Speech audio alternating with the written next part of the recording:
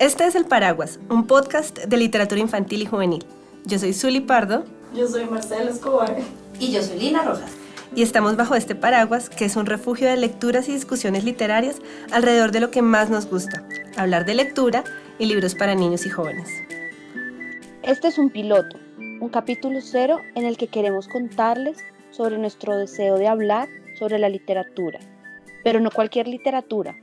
Queremos hablar de esa que carga la etiqueta de infantil y juvenil. En ese momento llegamos con más preguntas que respuestas alrededor de este tema, porque aún con tantas campañas de lectura y proyectos que se han hecho desde el gobierno, desde el distrito, desde empresas privadas y públicas, la gente sigue leyendo muy poco. Hoy queremos conversar sobre nuestra historia lectora, hacer un viaje en el tiempo y recordar cuáles fueron esos pequeños actos en nuestra niñez y juventud que nos marcaron para que la lectura y la literatura infantil y juvenil conquistaran un lugar en nuestras vidas y además crecieran junto a nosotras. Esta semana le he estado dando vueltas a qué me ha traído hasta aquí. Estudié literatura, hice una maestría en literatura infantil y sigo pensando que fue mi infancia donde empezó todo. Recuerdo haber crecido en una casa llena de libros. De hecho, mis primos recuerdan mi casa como la casa de los libros. Entonces no creo que sea una coincidencia. Recuerdo que me perdía horas en un mapamundi que creo que era incluso más grande que yo.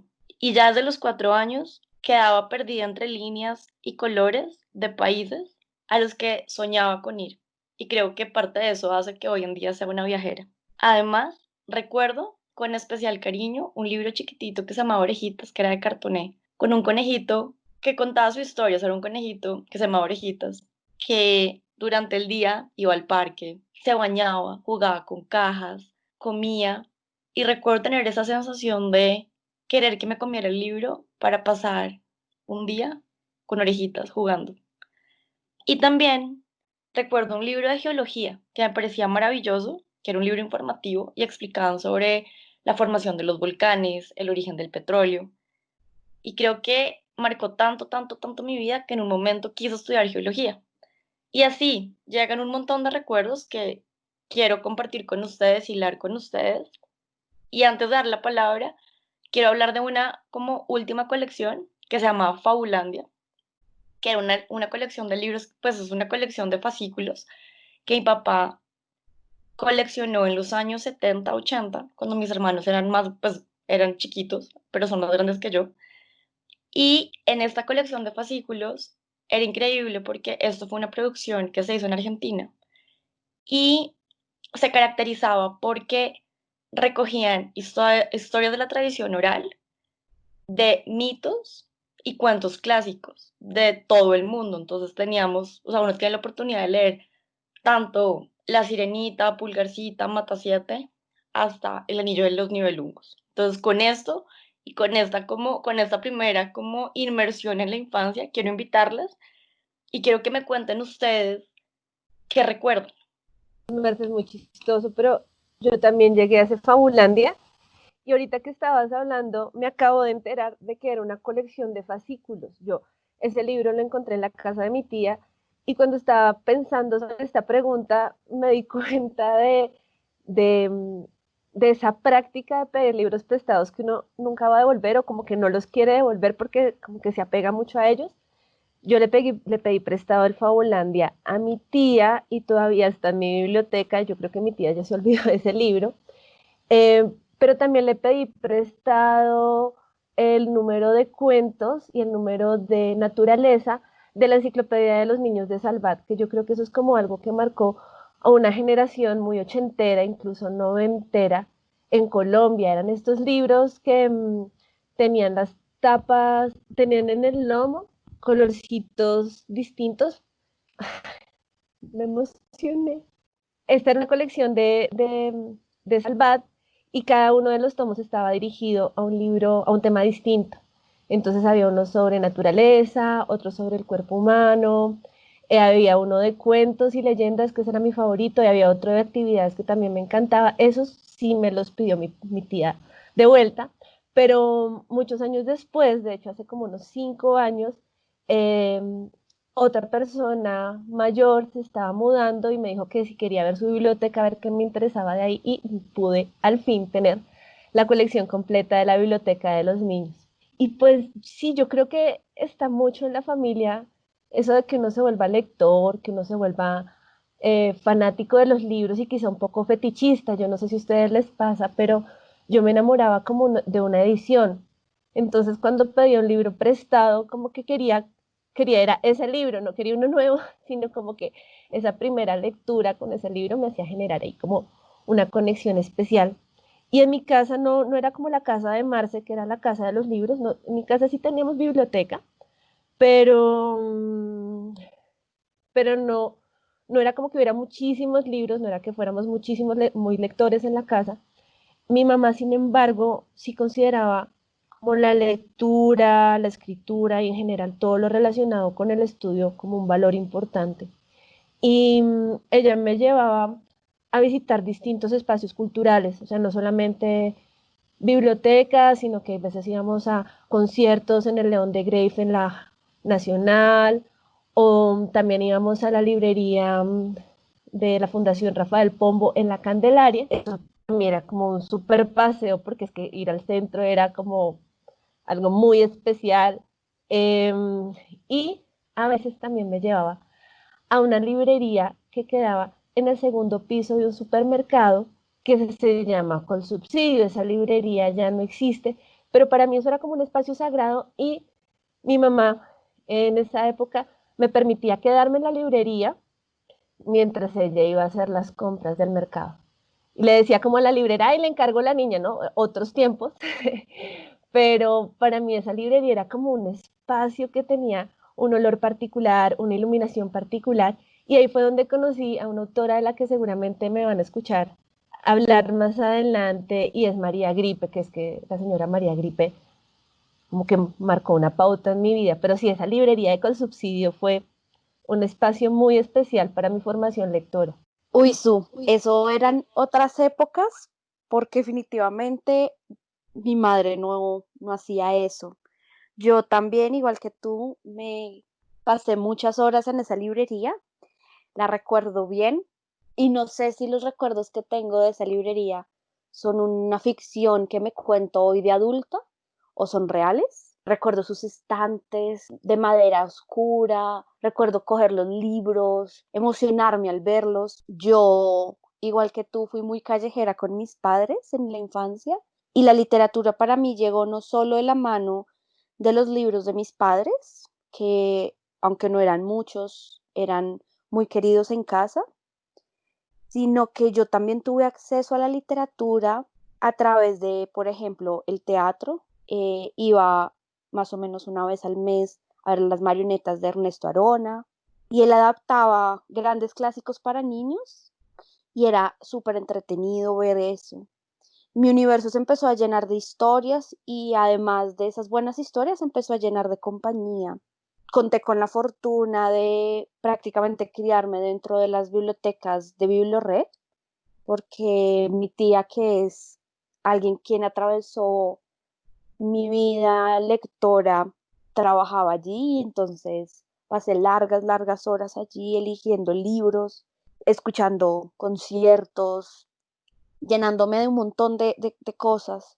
Pero es que además la literatura no era solo como el teatro y estas historias, sino era también poesía. Entonces mi mamá se volvió muy fan de Jairo Aníbal Niño y me llevó a conocerlo en varias ocasiones en la Feria del Libro. Tengo un par de libros firmados por él y son un recuerdo muy lindo, pero además la poesía no era solo esta poesía infantil, sino que yo aprendí a hablar escuchando a Joan Manuel Serrat y el álbum dedicado a Miguel Hernández. Entonces la poesía de Hernández a mí, hoy en día de adulta, me sigue moviendo un montón. Y yo fui de esta generación, empezó a utilizar el mundo lector fuera de los libros y lo movió a las redes sociales. Yo en mi adolescencia vi el nacimiento de Facebook, entonces a través de estos medios conocí otros lectores y conocí otros mundos fantásticos. Para mí la lectura estaba muy atravesada por el internet. Esa es más o menos como mi historia lectora. Bueno, me encanta que empezamos a vivir como nuestros corazones y empezamos como un viaje en el tiempo para recordar, porque yo creo que esas pequeñas experiencias son las que, no sé, como que son esos ladrillos que vamos construyendo y que no sabemos que estamos poniendo para, pues para lo que va a ser, para lo que va a ser nuestra vida y lo que vamos a construir, lo que vamos a compartir con otros. Y por eso, oyendo a Zully, oyendo a Lina, pues por un lado, la enciclopedia de los niños también marcó mi infancia, además lo que decía su de unos libros especiales, yo lo recuerdo como una miscelánea, porque si yo lo veo desde una perspectiva de editora, que es lo que parte de lo que hago hoy en día, y reviso como la manera como uno edita un libro y qué va y qué no va, yo creo que en estos libros cabía todo y que cupiera todo permitía que uno como lector en un libro sobre juegos y rimas y fábulas, uno tuviera la posibilidad de leer cuentos de hadas y rimas y canciones y juegos de palabras acumulativos. Entonces, como que esa riqueza que yo creo que hoy en día se pierde un poco en la manera como editamos, porque somos como muy juiciosos en que uno no se salga del tema, en que sea de una forma y no de otra. Yo creo que en esa época eran como más libres, como que no había tantas reglas y eso permitía que uno pudiera tener una enciclopedia de todo, porque además en esa enciclopedia había plantas y había arte. Yo me acuerdo de las siete maravillas del mundo antiguo, de las siete maravillas del mundo moderno, que quizás es un conocimiento que en teoría no sirve para nada, pero cuando tú viajas y conoces esa maravilla, es como, ¡ah! Yo me acuerdo de esta foto cuando yo era chiquita, o como tener el anhelo de poder viajar.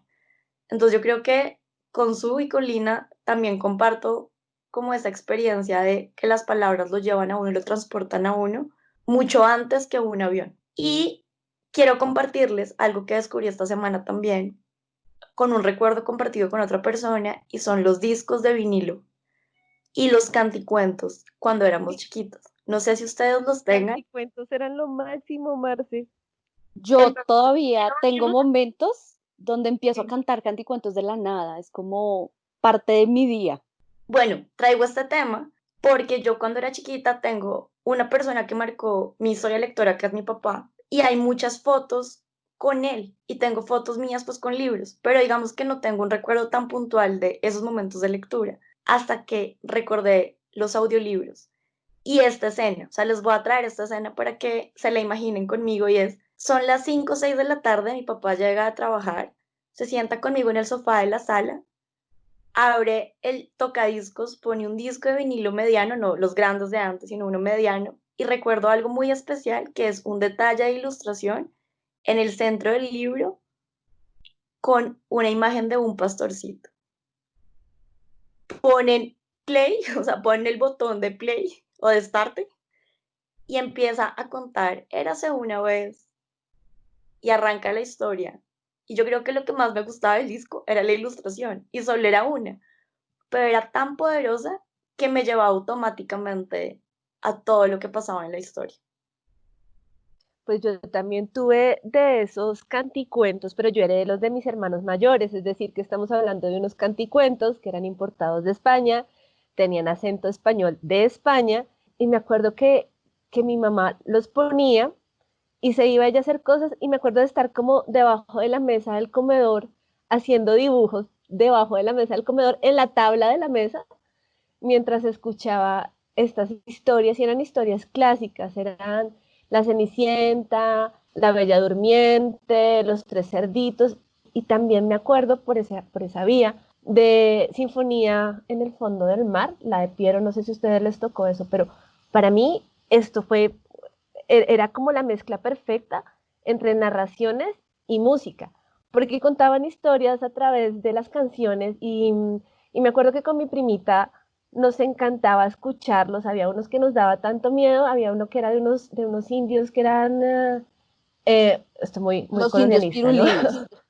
Los indios pirulines, con mi primo escuchábamos eso y nos asustábamos tanto que nos metíamos debajo de la cama, nos poníamos las almohadas encima porque nos asustaba mucho como ese descalabro del final, ese efecto sonoro.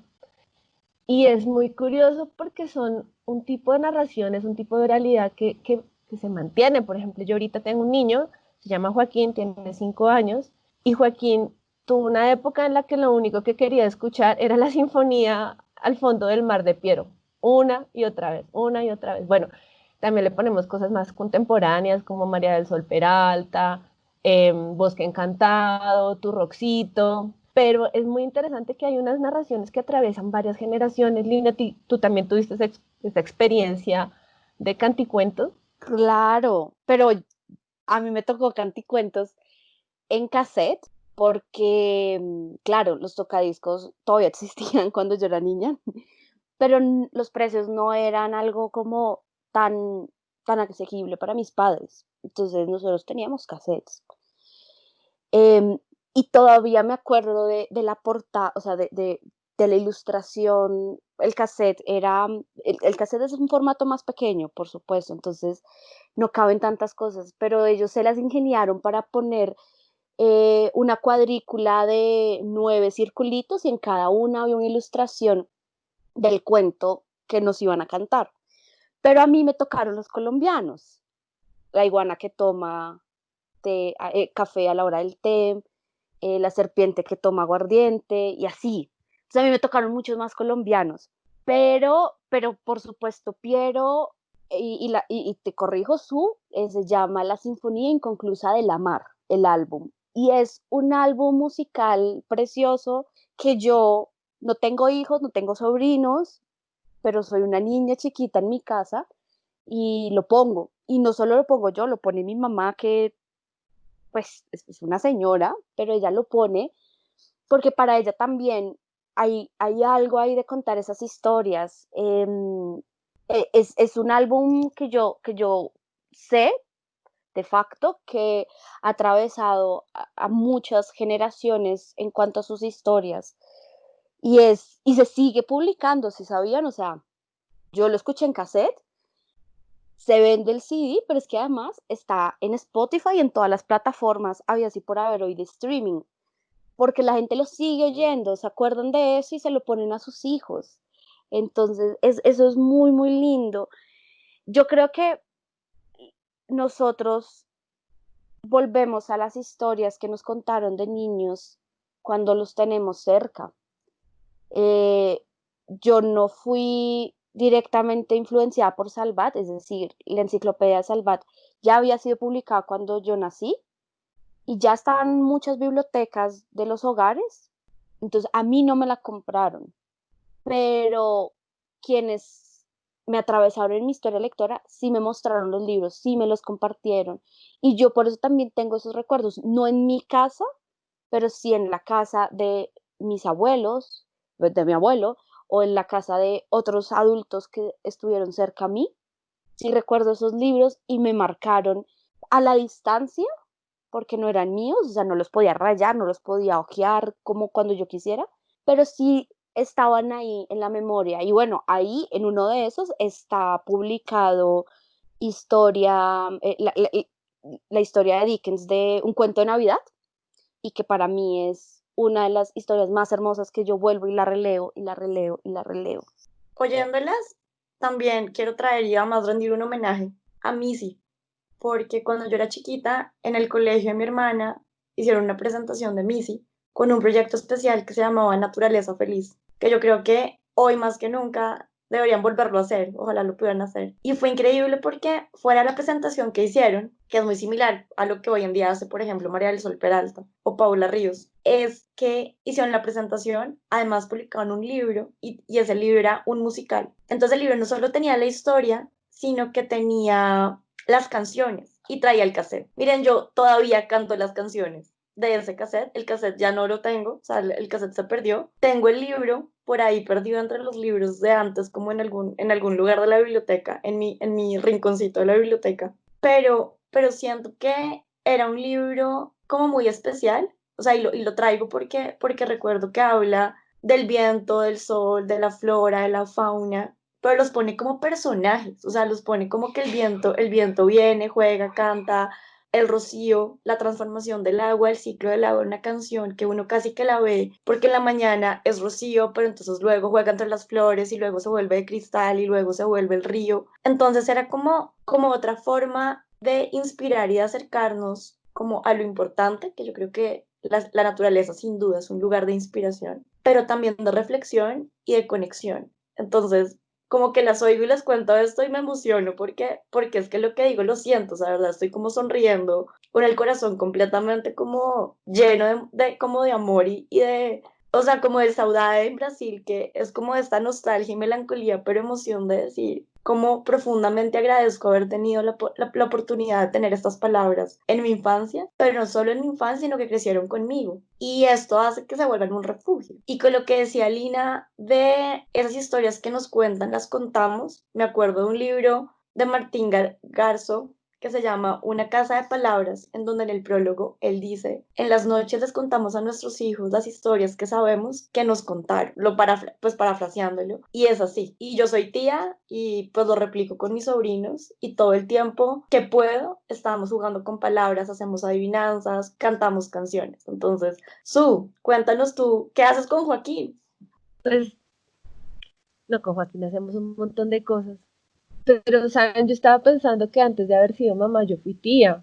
Y sí, yo creo que uno replica mucho lo que tuvo en su casa y lo que no tuvo quizá lo inventa, ¿no? Lo que uno siente que le faltó, pues uno también busca la manera de entregárselo a su hijo o a sus sobrinos, lo que sea. Con Joaquín nos hemos inventado un mundo de historias. Él tiene unos muñecos y dos de los muñecos que tienen más personalidad son Gigi y Sopa, que son unos micos. Y no se imaginan la cantidad de historias que nos hemos inventado alrededor de Gigi y Sopa. Cuando él era muy chiquito, pues las historias que yo me inventaba mientras él comía era mi estrategia para que él siguiera comiendo. Entonces yo empezaba a contarle un cuento y paraba y él se quedaba así como, ¿qué sigue? Y yo, cómete otra cucharada y te cuento. Y entonces comí otra cucharada, seguía la historia, esa se llamaba la máquina de cuentos. Pero la cosa se empezó a poner más complicada cuando Joaquín empezó a crear el personaje de Joaquín que entraba en los cuentos, porque ya no era yo la que manejaba la línea narrativa y utilizaba un montón de estrategias y esas cosas que yo pensaba que eran muy útiles, sino que empezó a tener como un picante distinto porque Joaquín me interrumpía todo el tiempo y decía, entonces yo aparecía y yo le quitaba el banano a los micos y los micos me perseguían y yo, ay, ¿y ahora cómo hago con mi historia que tenía tan bien planeada? Y pues ya la máquina de cuentos dejó de funcionar para la hora de la comida porque Joaquín dejó de comer porque estaba ocupado contando historia. Entonces, bueno, ahora la máquina de cuentos funciona a la hora de dormir y yo creo que eso viene mucho, o sea, esto de narrar los cuentos, eh, de inventar las historias, pues es una herencia de mi mamá. Mi mamá es una persona de contar no solamente historias de ficción, como los cuentos del pícaro tío conejo, sino que tiene historias familiares, ¿no? La vez que su abuelito se vino a Bogotá en mula desde Girardot con el hermano. O la vez que la abuelita Emma los regañó porque estaban parados en el techo echándose agua.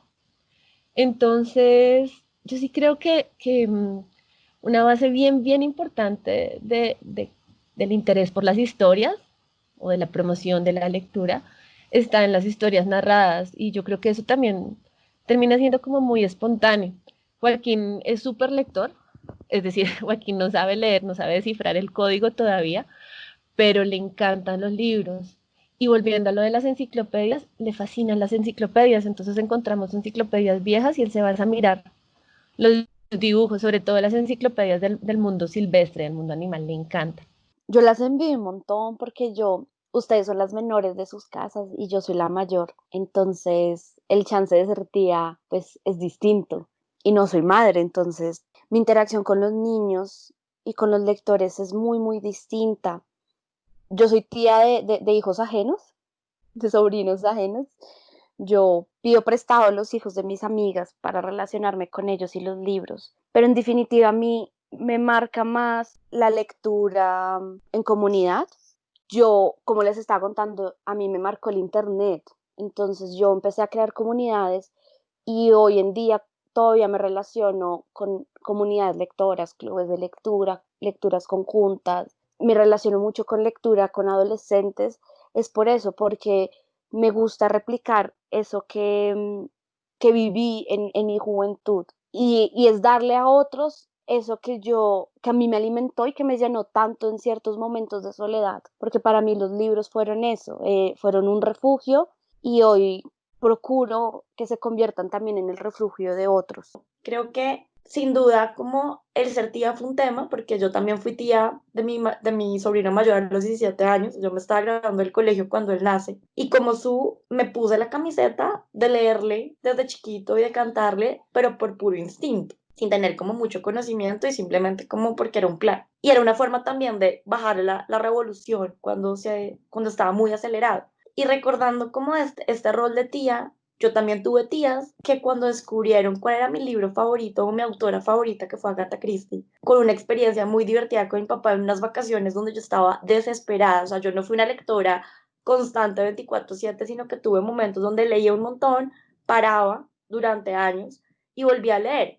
Le pedí a mi papá un libro de la biblioteca, mi papá me recomendó un libro de Agatha Christie que se llamaba Sangre en la piscina. Yo dije, uy, bueno, 10 11 años, me pongo a leerlo, lo leí como en 2 semanas y llegué emocionadísima como a conversar con mi papá porque era como ese primer libro casi que de una cuasi adulta para conversar y le digo, pa, lo leí, conversemos y mi papá, ¿en serio lo leíste? Yo no pude. Y esa respuesta me voló la cabeza porque dije, ¿cómo así que yo puedo leer libros que mi papá no? Y ese momento fue clave para darle un giro a nuestra relación y empezar a leer libros juntos, donde yo leía libros, se los recomendaba, él leía y él se leía los libros que yo le recomendaba, o sea, él me empoderó como en mi faceta de promotora de lectura con una persona que había marcado mi lectura, o sea, fue increíble esto. Y con Agatha Christie desarrolló toda una relación desde los 12 hasta que entró a la universidad y esto hace que mis tías cada Navidad me regalaran un libro de Agatha Christie, era como el regalo más esperado del año era ese libro de Agatha Christie. Claro, tengo una colección muy especial, tengo mis libros favoritos de Agatha Christie,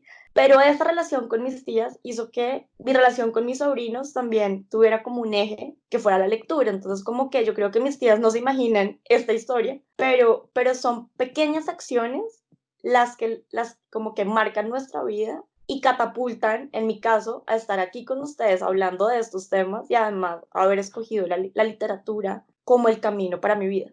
Sí, yo creo que finalmente uno da de comer de lo mismo que uno prepara. Es decir, uno no puede entregarle al otro algo que uno no tiene. Y creo que eso es como como un resumen ejecutivo de lo que hemos ido conversando hoy. Nuestras relaciones con los libros definitivamente marcaron nuestras vidas, pero van a marcar las siguientes y pues las siguientes vidas que vamos a seguir encontrando en nuestros caminos.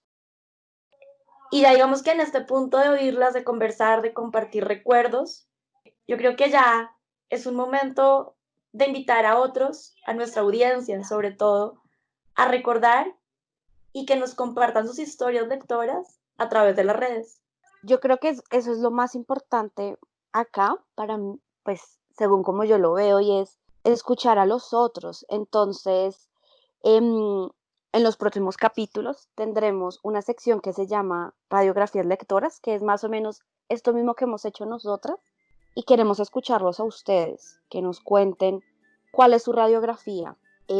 Por eso mismo los invitamos a que nos sigan en nuestro Instagram, @elparaguaspodcast, y allí nos cuenten cómo es su radiografía lectora, quiénes estuvieron atravesados ahí, en qué lugares, qué libros, qué sensaciones y cómo eso se traduce hoy. Entonces, y que nos den permiso para que en las próximas secciones podamos contar pequeñas cápsulas de sus historias. Se vale compartir positivo y negativo. Aquí compartimos historias en positivo, pero también iremos hilando también historias, por ejemplo, en el colegio de cosas que no funcionaban.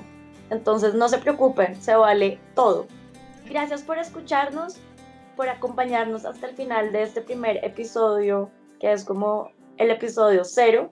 Esperamos seguir encontrándonos con ustedes en próximas conversaciones inspiradoras y donde iremos compartiendo poquito a poco más sobre nuestras vidas.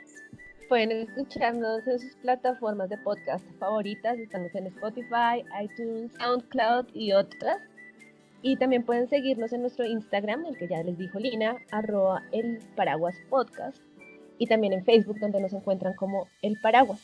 Bueno, y además les quiero contar un poco qué se vienen entrevistas, con personas increíbles que también trabajan con el libro, discusiones y conversaciones en torno a libros que se publicaron antes, libros que se están publicando ahora, experiencias lectoras de otros promotores y mucho más. El Paraguas Podcast viene a poner sobre la mesa la literatura infantil y juvenil. Los invitamos a que conozcan un poco más sobre nosotras. Pueden buscarnos a Marce en Picnic de Palabras, a Zuli la pueden buscar como Zulipedia en Instagram y a mí me pueden encontrar como Marula Libros en Instagram. Y si les gustó este capítulo, los invitamos a que lo compartan en sus redes y entre sus contactos. Nos vemos en una próxima ocasión.